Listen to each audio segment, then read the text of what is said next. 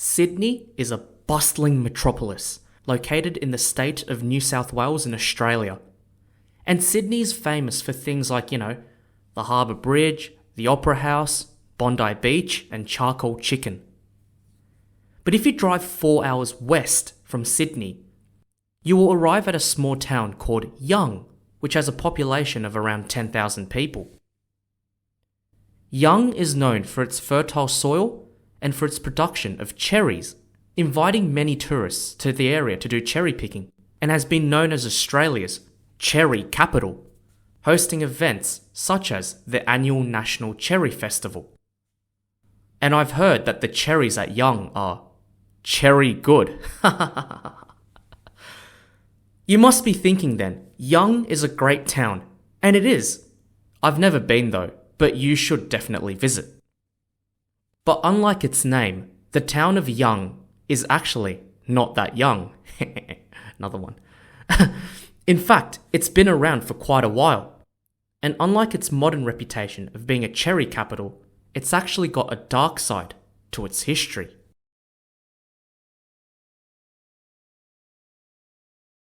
G'day everyone, I'm your host Stephen, and welcome to another episode of the Bamboo History Podcast. For those of you who don't know what it is, the Bamboo History Podcast is a podcast about Chinese and East Asian history. If you like this type of content, please subscribe to my podcast right now. Follow me on my Instagram at Bamboo History Podcast, and also visit my website where I've also got written blog content as well. Today, we're going to talk about a piece of Chinese history close to home, or my home, shall I say, in Australia.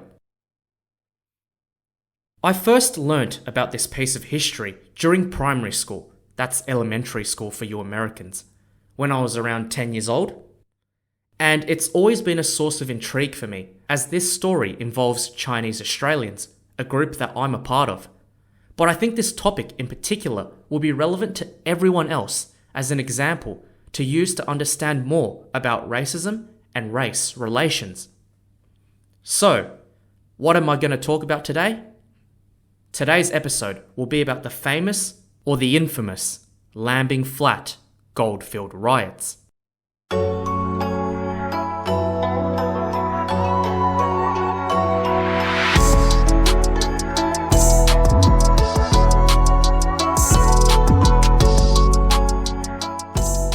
This story is set in Australia in the mid-1800s. Now back then, Australia, the country we know it as now, did not exist. Rather, in the 1800s, Australia was governed by 6 self-governing British colonies. In 1851, gold was first discovered in Bathurst, which was a town in the colony of New South Wales, now better known as just the state of New South Wales. And it was only a few specks of gold, mind you, but that started off an interest in looking for more gold. And soon after, more and more gold was being found across all of New South Wales, and then across the border in the colony of Victoria, presently better known as the state of Victoria. The finding of gold began the famous Australian gold rush, and within a year, more than 500,000 people settled into places across New South Wales and Victoria to search and mine for gold. These people, these gold miners, were also known as diggers. Now, these diggers came from a lot of different countries. Some grew up and were from Australia, but most of them were Europeans, from Britain, from France, from Germany, from Italy, even from the United States. But there were also a lot of Chinese people who also flocked to these goldfields. And the first big group of Chinese people, the Chinese Australians, were actually these gold diggers, who started arriving in Australia from 1854. By 1855, there were around 17,000 Chinese diggers working the goldfields. Most of these Chinese people came from the southern Chinese province of Guangdong. And these Chinese diggers firstly settled in Victoria to mine gold. In early 1860, the Chinese miners in Victoria had gotten wind that there was also gold in New South Wales. And then they travelled to New South Wales in droves, firstly going to the Snowy Mountains, but then they found out that there wasn't much gold there. Rather, there was a lot more snow, because it was the Snowy Mountains. No one knows for sure who found gold at Lambing Flat in New South Wales, but by September 1860, there were large numbers of Chinese diggers at a sheep station called Burrangong, spelt Burrangong. Presently, this place is a few kilometres west of Young, and one of the goldfields in this Burrangong area became known as Lambing Flat. And if you want me to spell it out, Lambing Flat is spelt Lambingflat.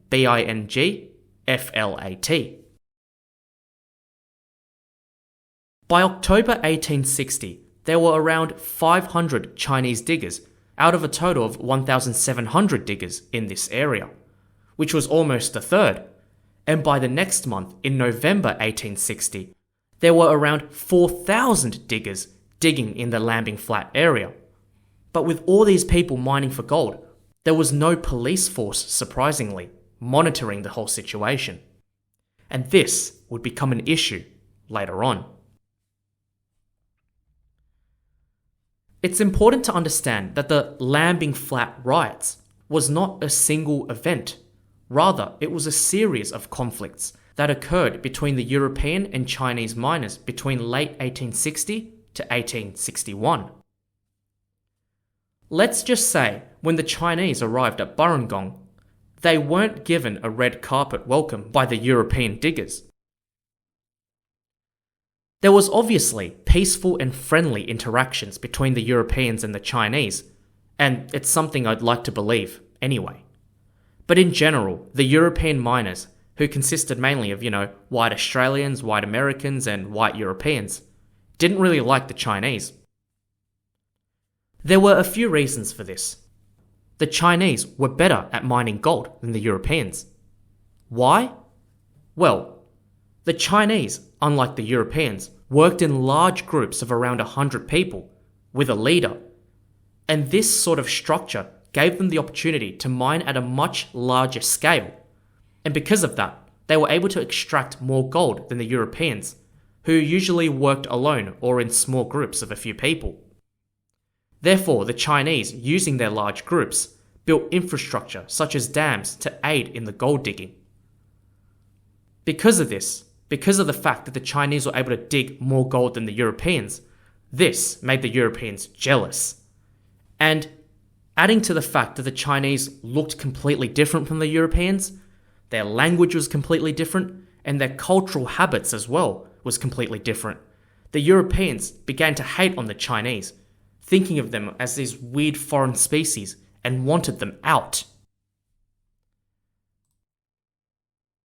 On the 13th of November 1860, the European miners gave the Chinese miners a notice for them to leave Lambing Flat. But the Chinese did not leave. So on the 9th of December 1860, around 50 Chinese miners were driven off by the Europeans off Lambing Flat. These sorts of conflicts went on into the new year. Basically what would happen is the Europeans would drive the Chinese away. Then the Chinese people will hide for a bit and then go, okay, coast is clear, and then return back to the goldfields in small numbers to mine again. Then the Europeans would find out and then they'd drive them out again, and then that sort of repeated. The largest scale of these conflicts, though, came on the 30th of June 1861, when 2,000 to 3,000 European gold diggers attacked 2,000 Chinese gold diggers. The Europeans were armed with all sorts of things, from guns to pick handles. They charged down to the Chinese camp, looted the possessions, and attacked the Chinese miners. And these attacks on the Chinese were brutal. The Chinese tents, they all got burnt down. Chinese men back in the day were these pigtails called queues, and the Europeans would come and grab their pigtails and just cut them off, And then a lot of the Chinese got scalped as well. Yeah, like it must have hurt a lot. You know, you can ask the European miners and they go, oh, it wasn't that bad. No one was killed in these riots. I mean, yeah, no one was killed, but you burnt their shelter, you took all their stuff, bloody scalped them. I mean, how much more suffering do they need to suffer, right? Anyway, police response to these riots was slow. For example, in this 30th of June 1861 riot, it took a week for the police to arrive to put a stop to the riots. And they only arrested the ringleaders. You know how many people that was? Only 3 people. Yeah, you heard that, didn't you? 2,000 to 3,000 people participated in these riots, but they only arrested 3 people. I mean, bloody hell, man. Jeez. And you know what's funny? Out of the 3 people they arrested, they released 2 of them the next day. You know why? Because the rioters decided to have a go at the police and attacked the police in protest, and they had to let them go. That's just ridiculous, mate. Like, what's the point of law enforcement when you can't even enforce the bloody law? Anyway, eventually, the government of New South Wales sent in an army from Sydney to Lambing Flat to keep the peace. And they had to stay there for a full year to make sure that the European gold diggers didn't dare cause trouble again. So you can imagine all the hate and all the frustration that had been boiled up in these Europeans against the Chinese for them to riot like this. And as much as it was about the gold, it was definitely a racial riot for sure. It was the Europeans saying, you're different, you do different things from us, you're doing better than us, we don't like you, we want you out. Simple as that. Whilst the Lambing Flat riots focus on the rage, aggression, and the cruelty shown by the white gold diggers, we can't just generalise all of them saying that they were all aggressive, they were all belligerent during this riot. There were white people who knew what they were doing wasn't the right thing, and sympathised with the Chinese gold diggers and even helped them. One example was a settler named James Roberts, who had recently settled with his family at Murrumbara, 20 kilometres south of Young. Having heard of the attacks on the Chinese miners, Mr. Roberts welcomed the Chinese miners into his home.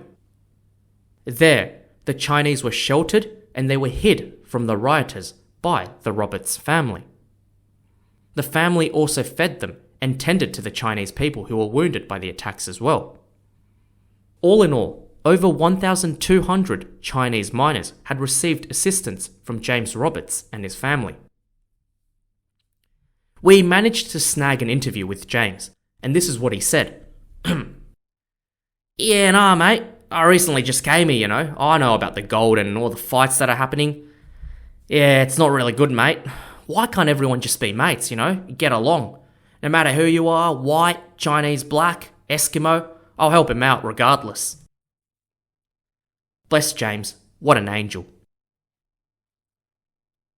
The Lambing Flat riots are one example of the discrimination that the Chinese felt in Australia in the 19th century. There were other Chinese riots in other places too. For example, the Buckland riot in 1857 in Victoria. During the Lambing Flat riot, the Europeans displayed a flag, which was a Southern Cross superimposed on the Scottish St Andrew's Cross, you know, the cross on the Scottish flag. On this flag was a message, quote, "Roll up, no Chinese."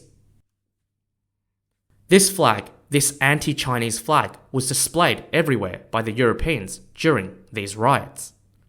And if you want to know what this flag looks like, it's still displayed in a museum in Young. And I'll also post up a photo on Instagram for all of you to look at as well. The effect of these anti-Chinese riots had a much larger effect though. It was evident that there was animosity between European and Chinese people, and that the European settlers weren't a fan of the Chinese presence at all. These riots led to the New South Wales government passing the Chinese Immigration Act in November 1861, which restricted the number of Chinese allowed to mine on the goldfields, as well as increasing levies for the Chinese gold diggers. Victoria had also passed a similar law earlier in 1855. It was evident that the government had obviously thought that it was the Chinese people's fault for causing the riots, not the actual people, the Europeans, who actually rioted against the Chinese. I don't really understand that logic, but anyway, it is what it is. These laws discouraged Chinese people settling in Australia, and many Chinese people returned to China when there wasn't that much gold left to mine. And the Chinese people who stayed moved on and took other jobs. Anti-Chinese laws like these, which stemmed from the conflicts on the goldfields, led to the infamous White Australia policy being enacted across all of Australia from 1901, which were a series of policies that prohibited non-Europeans, such as Asians, from immigrating to Australia.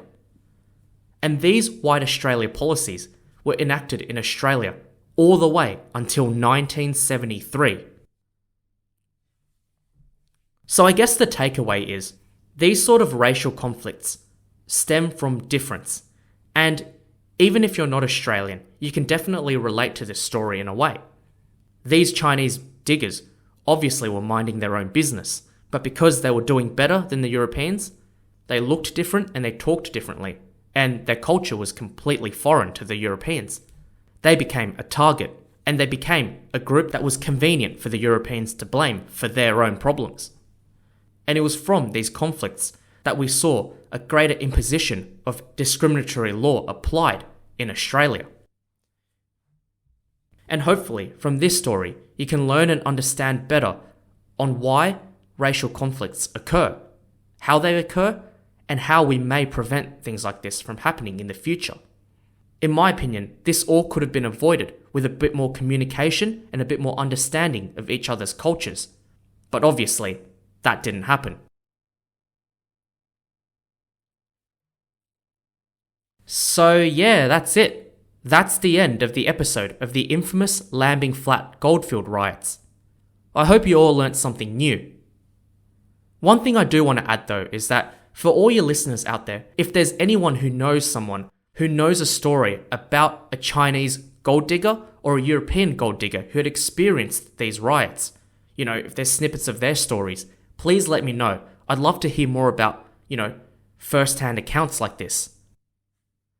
I also wanted to reserve special thanks to Juanita Kwok, who is a historian and heritage consultant based in Bathurst in Australia, because her journal article, The Lambing Flat Riots and the Chinese Quest for Compensation, really helped me understand the events that transpired on these goldfields in 1860 to 1861. And yeah, don't forget to subscribe to my podcast, follow my Instagram, and check out my website. I'll leave all my details in the description box below. Okay now, time to mine some gold and get some rest. Thanks everyone for tuning in. Enjoy the rest of your day or evening, and I'll see you all next time on the Bamboo History Podcast. Bye for now.